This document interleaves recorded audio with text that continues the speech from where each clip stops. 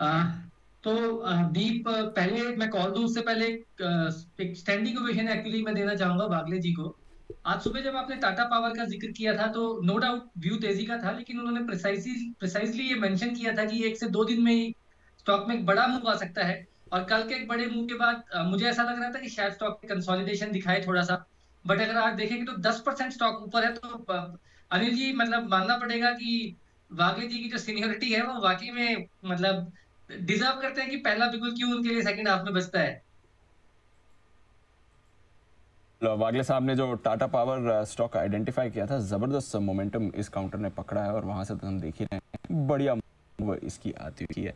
Share जो अच्छी खासी तेजी पर चल रहा है, 300 के ऊपर निकल कर अब 350 पे हो चुका है, जिसका भी जिक्र कर भी रहते हैं। हिमांशु जी, आइए क्या वजह है इतनी तेजी टाटा पावर में होने की? कुशल तैयार है, बता रहे हैं, कुशल बताइए। बिल्कुल सर। अब तो 7 अप्रैल 2020 के बाद, यानी कि ऑलमोस्ट कोविड लोज के हिसाब से अगर आप देखें तो उसके बाद से जो हाईएस्ट इंट्राडे परसेंटेज तेजी है वो टाटा पावर ने आज दिखाई है। 11% तक की शानदार तेजी टाटा पावर दिखाता हुआ नजर आ रहा है। इनफैक्ट मैं वॉल्यूम्स भी चेक कर रहा था इनके, तो पिछले 3 महीनों में जो औसतन वॉल्यूम्स, ट्रेडेड वॉल्यूम्स एनएसई की वेबसाइट पर दिखे थे मुझे, जब सुबह मैं इसको नोटिस कर रहा था, तो 1.14 करोड़ के थे और यहाँ पर डिलीवरी वॉल्यूम्स करीबन 44 लाख की थी।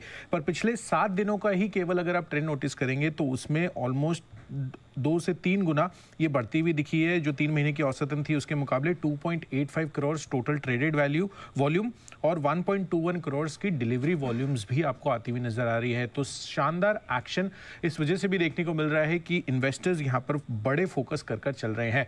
अब इसके कुछ बड़े ट्रिगर्स आगे आने वाले समय में कारगर साबित हो सकते हैं। सबसे पहला तो ये कि जो हाई मार्जिन वाले जो ग्रुप कैप्टिव रिन्यूएबल बिजनेसेस हैं वहां पर अब कंपनी का फोकस ज़्यादा बढ़ रहा है। तो जाहिर सी बात है कि अगर हाई मार्जिन वाले कारोबार पे फोकस करेंगे तो उसमें जो बड़ी अपॉर्चुनिटीज़ दिखेगी ऑपरेशनल लिहाज से, वो कंपनी को काफ़ी फ़ायदा पहुंचा सकती है। दूसरी बड़ी चीज़ है पावर ट्रांसमिशन कारोबार पर इनका फोकस ज़्यादा बढ़ रहा है, रीज़न बिंग डिस्ट्रीब्यूशन के मुकाबले, क्योंकि यहाँ पर इनको आगे चलकर और अच्छे गेंस देखने को मिल सकते हैं। तीसरी बड़ी वजह इनका जो मुंद्रा प्लांट वाला इश्यूज था उसको लेकर भी एक लॉन्ग टर्म रेजोल्यूशन पर कंपनी पहुंचती हुई दिख सकती है, उसकी तैयारी चल रही है। और साथ ही जो लो वैल्यू बिजनेस है उससे कंपनी का ध्यान हट रहा है और उससे एग्जिट करने की ये कोशिश कर रहे हैं। तो वैसी रणनीति बनाकर चल रहे हैं। इनफैक्ट FY20 से 23 के मुकाबले 24 से 25 जो फाइनेंशियल ईयर्स हैं उसमें पूंजी निवेश भी, यानी कि जो कैपेक्स है वो भी 2 गुना बढ़ता हुआ दिख सकता है। तो ऐसी कुछ एक्सपेक्टेशंस है आगे चलकर जो बड़े ग्रोथ ट्रिगर्स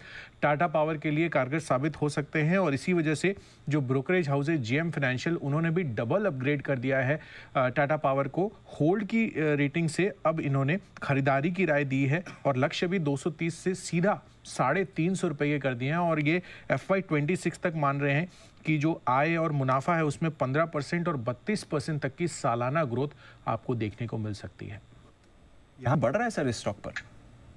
बिल्कुल, ये स्टॉक ने भी बहुत तड़पा तड़पा के तेजी दी है। इनफैक्ट कई बार टाटा केमिकल्स, टाटा पावर, ये सारे एक रेंज में चलते रहते थे और एक साथ ब्रेकआउट दिया है। सर्टेनली देखिए पावर स्टॉक्स में वैसे अभी काफी पावरफुल तेजी है। गवर्नमेंट का फोकस बोल लीजिए, फिर एक अभी रिन्यूएबल एनर्जी को लेकर, सोलार को लेकर भी हमारे चैनल पे न्यूज चली थी, उन सब का भी इम्पैक्ट होता है। फिर वो जो पावर ट्रांसमिशन वाली बात है, सर्टेनली इट्स जो वैल्यूएशन वहां पे होगा और जो बेटर बिजनेस मॉडल है वो है, रादर देन द जो इन्होंने जो एक पिवट करना बोलते हैं इसको कि भाई आप दूसरी तरफ जा रहे हैं। और प्लस इन्होंने रिन्यूएबल एनर्जी के ऊपर भी पूरा एक काफी फोकस बढ़ा रखा है और ईवी रिलेटेड भी इनके कुछ जो इनिशिएटिव्स है उनका भी बेनिफिट मिलेगा। सो ओवरऑल मुझे लगता है कि टाटा पावर जिन्होंने लिया हुआ वो होल्ड करके रखे और जिनको लेना है अब वो थोड़ा इंतजार करें। मतलब ऐसा भी नहीं है कि एक साथ अब जंप कर जाए, क्योंकि काफी बड़ी तेजी जब एक साथ आती है तो थोड़ी सी मतलब रिट्रेसमेंट का, थोड़ा नीचे आने का इंतजार करना चाहिए। क्योंकि वैल्यूएशंस के लिहाज से मैं ये भी नहीं बोलूंगा कि बहुत सस्ता है, नंबर्स वगैरह सब डिस्काउंटेड है और नंबर्स भी कंसिस्टेंटली ठीक आ रहे हैं। मैं ये भी नहीं बोलूंगा बहुत तोड़फोड़ नंबर्स आए हैं। सो आई फील कि बाय ऑन डिप्स है, बाकी जिन्होंने लिया वो होल्ड